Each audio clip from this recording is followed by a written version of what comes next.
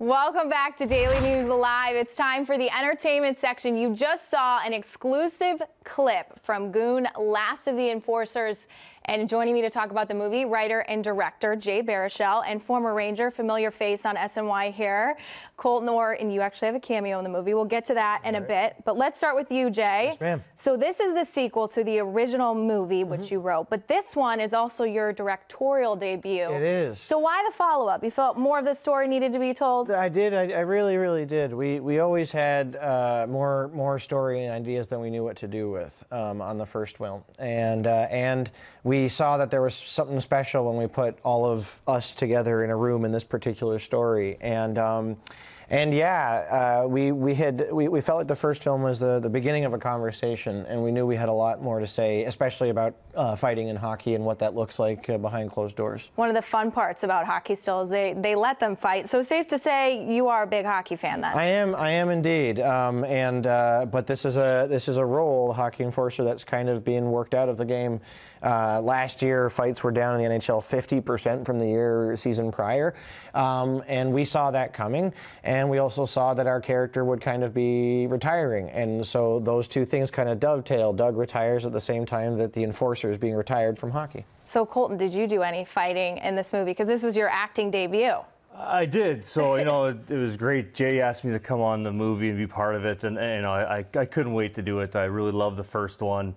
And, you know, it's something that it was just my role. It's what I did. So I couldn't wait to get involved.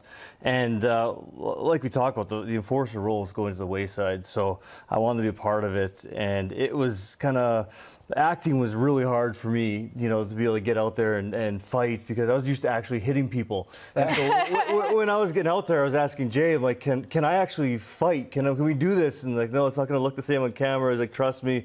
And so it was definitely a lot harder for me to pull kind of pull my punches. So you had to hold back a little bit. Yeah, you know, instead of like really trying to hit people like I'm used to. What was harder for you, acting or actually playing hockey? No, acting was harder for sure. Yeah, if you ask Jay, when I first got on set, I was just like a deer in headlights, just like looking around. Yeah, it would be as if I was dropped all of a sudden in the middle of having to fight George Peros at the Bell Center. Without, you know, like I saw, okay, yeah, you know, but I knew that he has such a nice, likable energy, and I thought, kids are really going to dig it if we get to put him on screen, especially paired up with George Peros, and I think maybe that might have helped make you a bit more comfortable because you were doing it with him. You know what I mean? Well, that I actually was doing what I do. I got to fight on camera and I got to play my role, so it was just so much fun to be part of it. So art imitating life for you. Jay, was it hard to direct a hockey movie? I imagine you're in a lot of cold arenas. Yep, yeah, but I love it. I wouldn't have it any other way. It is the single most fun thing. If you're a hockey fan and you grow up watching the sport and loving it and having your emotions go through the roof when something awesome happens, and you play video games and you build teams and all this stuff, that's what this was. And so it was like we kept asking ourselves a question like, what's the most interesting stuff that happens in hockey, and how do we portray it in an exciting way that people haven't seen before? And how do we make it look real? Because hockey fans have very good BS detectors. And so but everyone on our set was a hockey fan, and so yeah, I think we pulled it off. Well, how about the New York team, Colton? Henrik Lundqvist, can we get him a cup? Is this the year for the Rangers, you think? Well, it's gonna be an uphill battle. They've been at it so long. They've been good for so long. This is the year they have to do it. You know, they made the right moves. They brought in Shattenkirk. You know, we talked about the deadline they wanted to do. So they were able to get him at a hometown discount, and I think he's gonna bring a lot to the power play and just, you know, have another puck-moving defenseman that they need. So I think it's gonna help them a lot, and I think you look at their team overall, I think they got a good shot. But Jay, what will your Canadians have to say about that? Oh, geez, very good chance we might see each other in the Eastern Conference Final. We seem to hang out there together.